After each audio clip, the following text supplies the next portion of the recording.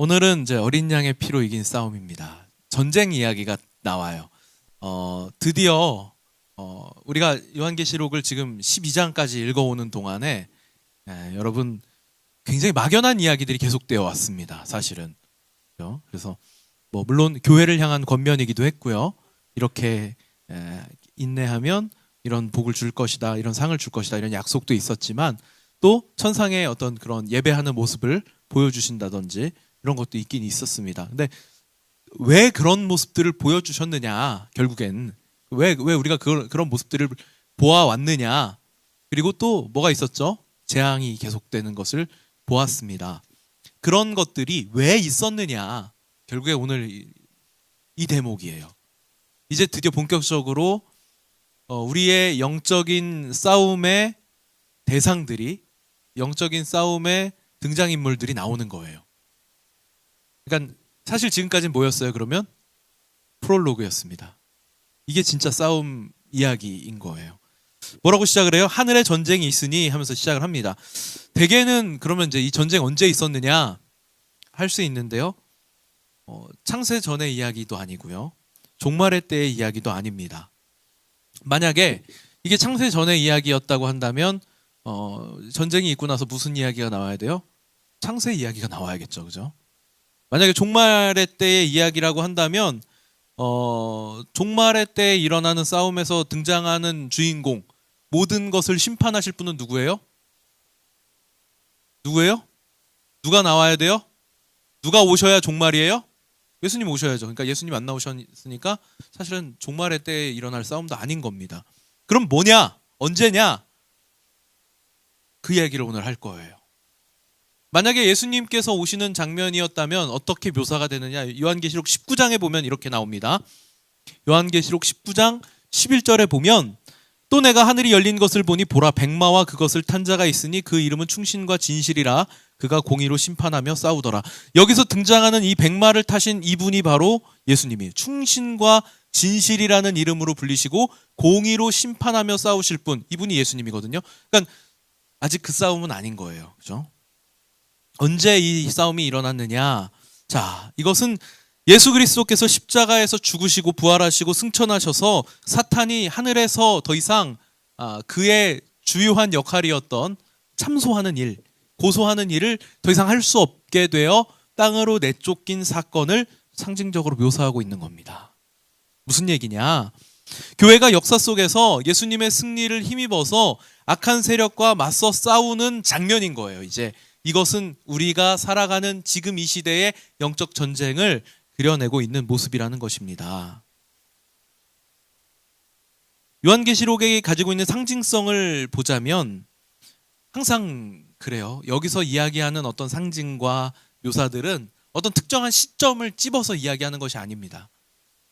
교회가 역사상 예수 그리스도를 주로 고백하는 이들, 사실은 이것은 신약에서만 있는 것은 아니라고 했습니다. 구약 시대에도 이 공동체는 존재하고 있었어요. 어떤 모습으로? 혈연적인 공동체로, 이스라엘이라고 불리는 혈연적인 공동체로 존재하고 있었습니다. 그들이 가지고 있었던 것은 모양이고 형식이었어요. 그러나 그 안에 하나님께서 본질을 심어 놓으셨기 때문에 그 울타리 안에 거하던 이들은 교회라고 불릴 수 있는 겁니다. 오늘날 우리도 마찬가지예요. 우리도 이제 과거에 가지고 있었던 모양 형식은 없어졌어요. 우리에겐 뭐만 남은 겁니까? 우리에겐 본질만 남았어요. 그러니까 우리는 그 본질을 가지고 예수를 주로 고백하고 신앙하여서 하나님 백성이 된 거죠. 우리가 이 공동체를 이루게 된 것은 구약시대 이스라엘 백성들과 동일한 울타리 안에 존재하고 있음을 말하는 것입니다. 역사상 내내 이루어져 왔던 영적인 싸움이에요.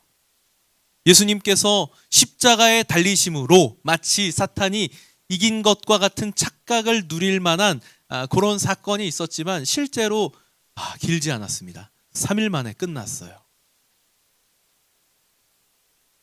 그리고 이제 우리는 그 뒤에 이어지는 영적 전쟁, 이미 이겼으나 아직은 완성되지 않은 그 전쟁을 지금 싸우고 있는 것입니다. 하늘에 일어난 전쟁의 결과로 어떻게 되냐면 오늘 우리가 읽은 본문에서 뭐라고 이야기를 하고 있냐면 마귀가 하늘에서 쫓겨났다예요. 이게 결론입니다. 하늘에서 전쟁이 일어났고 영적 전쟁이 일어나서 하늘에서 마귀는 쫓겨났어요. 그래서 이미 우리는 이긴 싸움을 싸우고 있다고 하는 겁니다. 6.25 전쟁 때 전쟁이 끝나고 나서 일부 공산주의자들이 이제 산속으로 막 도망가가지고 무장한 채로 전쟁은 이미 끝났는데 무장투쟁을 하는 경우가 있었습니다. 이제 뭐라 그러냐면 파르티잔이라 그래요. 빨치산. 그래서 이제 전쟁은 끝났어요. 이미 정전 협정을 했죠. 그래서 전쟁은 끝났는데 끝난 싸움인데 끝나지 않은 싸움인 거예요. 그렇죠? 그래서 예전에 국군에서 이제 경찰들하고 같이 토벌하는 그런 일이 있었습니다. 왜냐하면 그들이 무장을 한 채로 대한민국의 헌법 질서를 따르지 않았기 때문에 토벌을 했어요. 마찬가지인 겁니다. 전쟁은 이미 사실은 결과는 정해졌어요. 6.25 전쟁은 정전으로 끝났지만 이 영적 싸움은 하나님께서 승리하시는 것으로, 예수 그리스도께서 이기신 것으로 끝났습니다. 결과는 이미 승리로 끝났어요. 우리 주님께서 십자가에 달리셨으나 죽음으로 끝나지 않고 부활하셔서 부활하신 모습으로 우리에게 부활의 소망을 품게 하신 것으로 이미 우린 이겼습니다. 우리도 그분과 같이 부활할 수 있기에 우리도 승리한 거예요. 영적 전쟁에서 여러분이 두려워할 이유가 전혀 없는 것은 사탄 마귀가 예수 그리스도의 피로 깨끗하게 씻음받은 우리들을 더 이상 공격할 수 없기 때문입니다. 우리 이미 이겼어요. 그런데 왜 아직 이 싸움이 끝나지 않았느냐? 오늘 그 이야기를 설명하고 있습니다. 자, 볼까요? 예수님께서 이런 말씀을 하셨습니다. 이제 이 세상에 대한 심판이 이르렀으니 이 세상의 임금이 쫓겨나리라. 내가 땅에서 들리면 모든 사람이 내게로 이끌겠노라 하시니, 또 있습니다. 누가복음에 보니까 70인이 기뻐하며 돌아와 이르되 주여 주의 이름이면 귀신들도 우리에게 항복하더이다. 예수께서 이르시되 사탄이 하늘로부터 번개같이 떨어지는 것을 내가 보았노라. 예수님께서 십자가에 달리실 것을 말씀하시면서 이 죽음을 통해서 어떻게 된다고요? 세상 임금이 쫓겨날 것이다. 이거는 상징적 이야기가 아니었던 거예요. 예수님께서 십자가에 달리신 것으로 하늘 법정에서 사탄이 하던 일, 택하신 백성들까지라도 참소하고 고소하는 일을 이제는 더 이상 할 수 없도록 그 자격을 빼앗아 버리시겠다라고 하는 겁니다. 실제적으로 일어나는 일인 거예요. 과거에 옛 뱀, 마귀, 사탄이라고 불리던 온 천하를 꿰는 자라고 이렇게 다양하게 불려왔던 이름들이 있는 존재예요. 우리의 이 영적 전쟁의 대상은 옛 뱀, 마귀, 사탄, 온 천하를 깨는 자. 이름은 다양합니다. 이름은 다양하지만 그 본질은 뭐예요?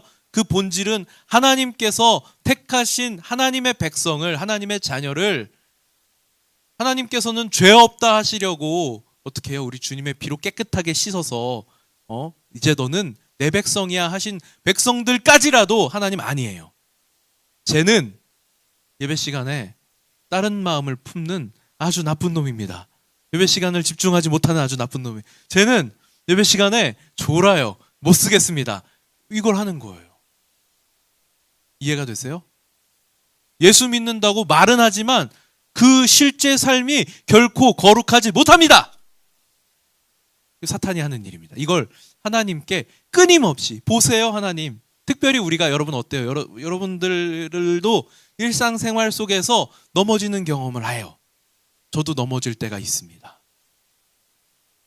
그래도 이제 좀 이건 경건은 훈련을 통해서 이룰 수 있거든요, 여러분.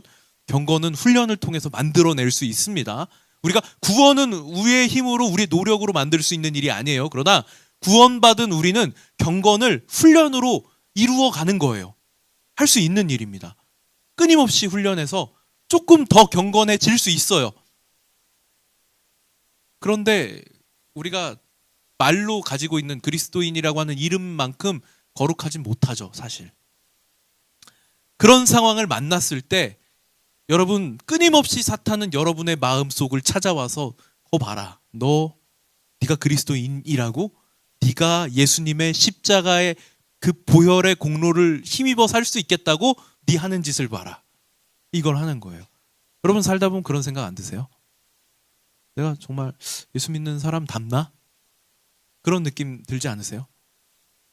이렇게 살아도 되는 건가? 이게 정말 맞나?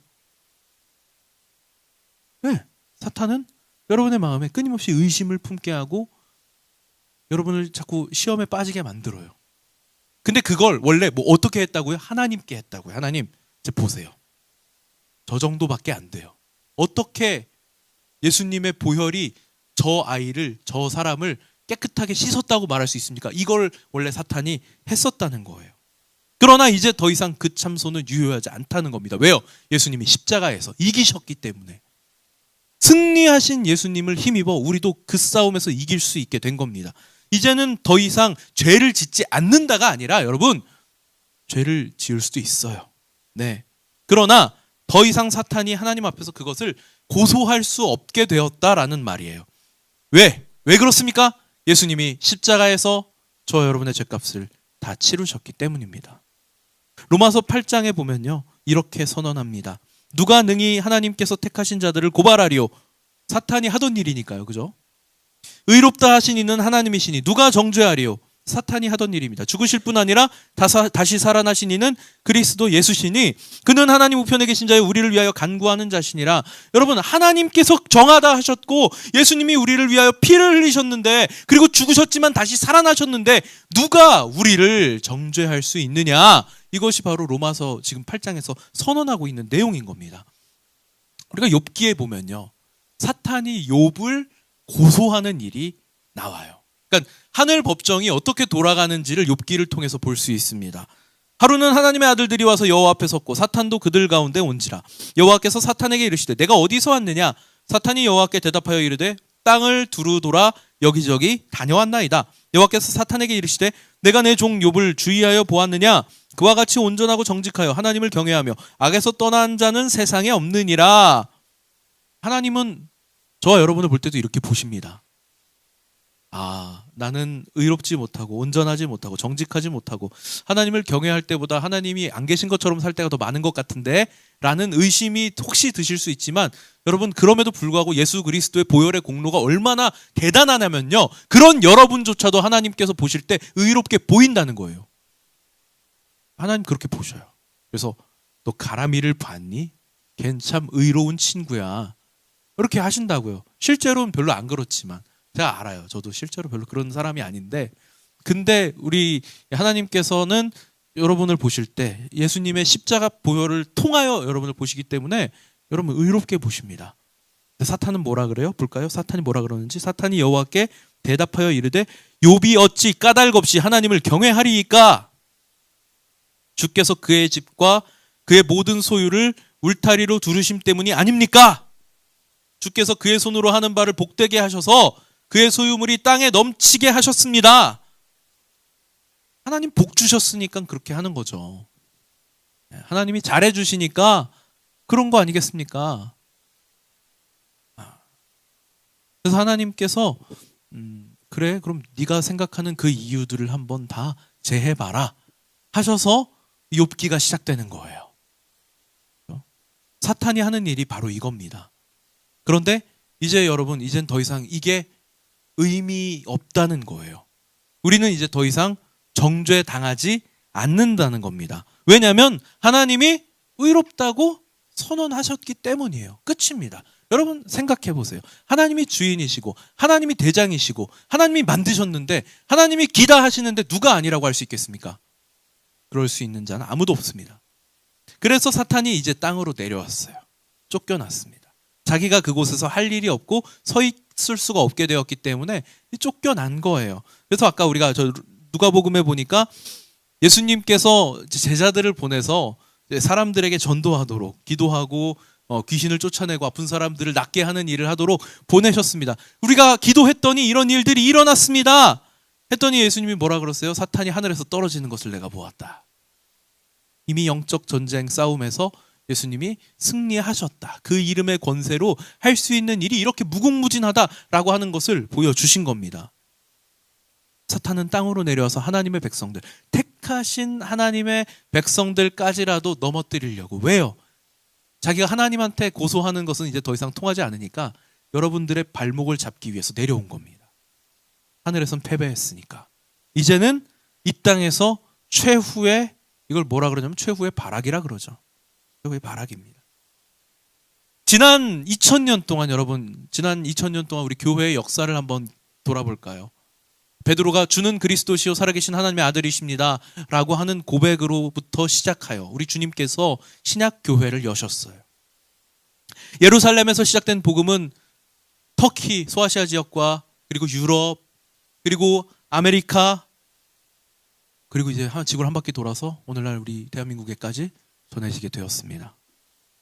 수많은 지역에, 수많은 민족에게 복음이 전해졌고 교회가 세워지고 선교사들을 파송하고 그리고 오늘날 우리에게까지 복음이 전해져서 이 땅에도 교회가 세워지게 되었어요. 수많은 순교자들이 피를 흘렸습니다. 그 피 흘림으로 복음의 씨앗이 되어서 많은 사람들이 하나님께로 돌아올 수 있는 어떤 그 시작점이 되었어요. 우리 선배들도, 우리 신앙의 선배들도 죽을 것 같았지만 죽지 않는 위대한 삶을 살아냈습니다. 물론 어떤 경우에는요, 실제로는 목숨을 빼앗기는 경우도 있었죠. 순교자들은 그러나 신앙은 끝까지 지켜내신 분들이잖아요. 여러분, 우리 주님께서 요한계시록 내에서 교회들을 향하여 주셨던 약속이 뭐였습니까? 인내하라는 거였죠. 어떤 어려움이, 어떤 위협이 눈앞에 찾아오더라도 굴복하지 말아라. 끝까지 싸워 이겨내라. 승리한 자들에게 주는 영광의 면류관이 있다. 약속하신 거잖아요. 이 약속을 우리 신앙의 선배들이 붙들고 목에 칼이 들어올지언정 나는 예수를 포기할 수 없다라고 고백하셨던 거예요. 우리가 알고 있는 수많은 신앙의 용사들이 있습니다. 우리 한국 교회 안에도 정말 너무나도 감사하게도 이런 순교의 역사가 남아 있어요. 일사가고의 주기철 목사님 같은 그런 분들이 우리 한국 기독교회를 오늘날 이 자리에까지 이를 수 있도록 그 바탕을, 그 기초를 닦아주신 분들이에요. 얼마나 감사한 일입니까? 그분들이 죽음에 이르기까지도 끝까지 버텨낼 수 있었던 것이 뭐예요? 바로 예수 그리스도께서 우리를 대신하여 십자가를 지셨다. 그리고 부활하셨다. 이 소망을 품고 끝까지 이겨낸 거예요. 그러니까 더 이상 사탄은, 자, 여러분 한번 생각해 보세요. 할 수 있는 게 없어요. 할 수 있는 게 없습니다. 이제 더 이상 하나님께 고소할 수 없죠. 그래서 우리를 넘어뜨리려고 이 땅으로 찾아왔습니다. 여러분을 넘어뜨리기 위해서 여러분의 신앙을 흔들려고 여러 가지 상황들을 막 만들어요. 여러분의 마음을 연약하게 만들려고. 어떻습니까? 이게 지금은 이제 안 먹히니까 안 해요. 이제는 안 먹히니까 안 합니다. 너 예수 믿으면 죽여버릴 거야. 이거를 이제는 안 합니다. 안 먹히는 걸 알았어요. 그런 위협은 오히려 우리를 더 굳건하고 단단하게 만든다는 걸 이제 사탄이 알았습니다. 이제 더 이상 그렇게 안 합니다. 어떻게 해요? 이제 그래서 어떻게 할까요? 제가 늘 이야기하죠. 이제는 그냥 하게 내버려 둡니다. 해. 종교 활동으로 해라. 와서 기도해. 기도도 하게 해요. 여러분 스크루테이프 편지 보신 분들 계시죠? 거기 보면 워무드한테 그 뭐라 그래요? 그거 하라고, 그냥 기도하게 하라고. 단 누구한테 하는지만 모르게 하라고. 우리가 하나님을 향하여 예배하도록 우리가 하나님께 나와서 하나님을 향하여 예배하도록 우리를 내버려 두지 않습니다. 어떻게 해요? 우리 생각을 다른 데로 자꾸 빼앗아 가는 거예요. 그러니까 제가 얘기하잖아요. 여기 나오신 분들이 문제예요. 예배를 안 나오는 사람은 애초에 사탄의 관심 바뀝니다. 이미 잡은 물고기예요. 예배 나오시는 여러분을 지금 뒤흔들기 위해서 지금 이 자리에 찾아와서 지금 여러분들의 생각 속으로 들어와서 여러분들의 마음을 자꾸 다른 데로 뺏어가려고 하는 거예요. 지금 사탄이 하는 얘기 그거예요. 여러분들을 넘어뜨리려고. 왜? 이미 자기는 할 수 있는 게 없으니까. 저는 그렇게 생각했습니다. 할 수 있는 게 없는데 왜 끝까지 발악을 할까? 근데 하더라고요. 실제로 그런 일들을 우리도 목격합니다. 여러분, 야, 이제 끝났는데 왜 끝까지 포기하지 못할까? 근데 그런 사람들도 끝까지 자기가 잡고 있는 걸 놓지 못하고 어떻게 해요? 자기 할 수 있는 거 끝까지 하려고 합니다. 결과가 이미 나왔는데도. 사탄도 똑같아요. 사탄도 그렇게 합니다. 우리 선배들이 죽을 것 같지만 살아내는 위태위태한 삶 가운데에서도 끝까지 믿음을 지키며 신앙을 승리하는 길까지 지켜내며 나아갈 수 있었던 것처럼 여러분 지금도 마찬가지예요. 여러분들을 향하여서 위태롭게 만듭니다. 위태롭게 만들어요. 단 이제는 더 이상 목숨을 빼앗으려는 시도를 하는 것은 아니죠. 우리 그 찬송가들 중에 정말 신앙의 고백으로 쓰여진 가사들이 있거든요. 내주는 강한 성인이, 마르틴 루터가 쓴 내주는 강한 성인이, 거기에 보면 그런 내용이 나옵니다. 친척과 재물과 명예와 생명을 다 빼앗긴데도 이게 실제로 루터는 그런 위협을 당했었거든요. 뭐냐면 무법자예요. 무법자. 아웃로우라고 하는 건요. 우리가 생각하는 무법자는 저 사람은 법의 통제를 받지 않네. 자기 하고 싶은 대로 하네라고 생각하겠지만 원래 무법자의 의미는 뭐냐면 법의 보호를 받지 못하는 겁니다. 그래서 루터가 종교개혁 때문에 교황을 비판한 것 때문에 루터는 더 이상 법의 보호를 받지 못하게 됩니다. 그래서 신성 로마 제국 내에서 법이 그 사람을 보호하지 못하도록 해요. 무슨 얘기냐면 루터를 잡아 죽여도 살인죄로 처벌받지 않는다는 겁니다. 이게 무법자예요. 그래서 루터가 그 위협 속에서 자신의 신앙을 고백할 때 쓰는 거예요. 친척과 재물과 명예와 생명을 다 빼앗긴데도 진리는 살아서 반드시 승리하여 그 나라 영원하리라. 그 싸움을 싸워서 종교개혁의 불씨를 지펴서 오늘날 우리 개신교회가 일어설 수 있게 된 거죠. 분명히 하늘에서는 승리했다고 합니다. 영적으로는 이미 다 이겼다고 합니다. 그런데 왜 우리는 이 싸움을 끊임없이 싸워야 하는가? 특별히 우리 신앙인들의 싸움은 왜 이렇게 힘든가, 피곤한가? 계속해서 말씀드리지만 사탄이 자기가 할 수 있는 바 포기하지 않고 끝까지 충실하게 자기 역할을 지금 다 하고 있기 때문에 그렇습니다. 볼까요? 오늘 성경에서 뭐라고 이야기하죠? 남자를 낳은 여자, 교회를, 이 여인을 해를 입히기 위하여서 찾아왔다는 거예요. 남자를 낳은 여자를 박해하는지라. 자기가 땅으로 내쫓겼기 때문에 우리 지난 시간에 기억하시죠? 이 남자는 철장으로 세상을 다스릴 권세를 지닌 예수 그리스도. 그리고 이 여인은 이스라엘 백성들과 그리고 신약의 우리 교회 공동체를 의미한다고 이야기했습니다.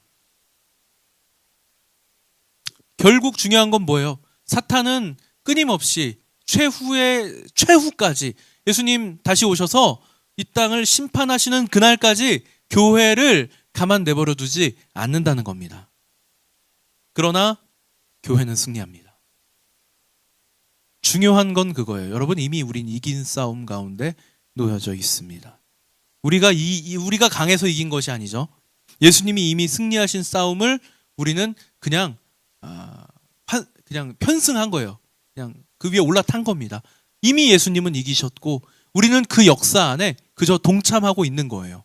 여러분, 본문 11절에 보니까 어린 양의 피와 자기들이 증언하는 말씀으로 죽기까지 자기들의 생명을 아끼지 않은 사람들이 있었다고 이야기합니다. 이게 바로 제가 앞서서 말씀드렸던 우리 교회 역사 안에 존재하는 자랑스러운 순교의 역사예요. 우리 신앙의 선배들이 예수 그리스도를 증언하는 일에 두려워하지 않고 담대하게 어떠한 위협 가운데에서도 끝까지 이 믿음을 지키며 예수를 주로 고백하는 일을 포기하지 않았을 때 교회는 승리하더라라는 겁니다. 그러나 이것은 단지 지나간 이야기를 하는 게 아니에요.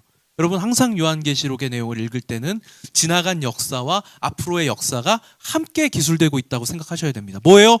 우리도 마찬가지예요. 이 자리에 모이는 우리 한 사람 한 사람이 여러분들이 바로 순교자의 정신으로 오늘날 이 시대를 살아가는 겁니다.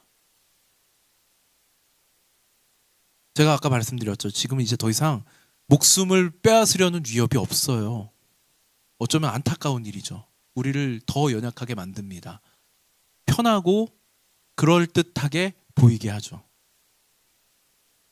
아마 교회가 모이는 일을 못하게 한다면 여러분, 우린 다 정말 순교자의 정신으로 싸우려고 할 거예요. 제가 늘 말씀드리죠.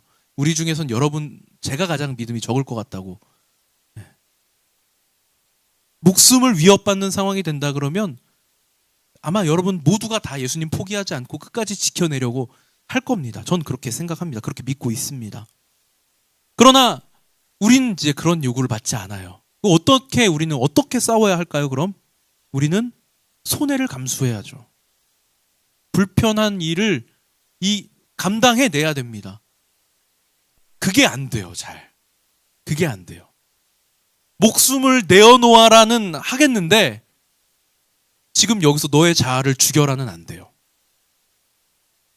차라리 내가 그냥 죽고 말지. 그렇죠?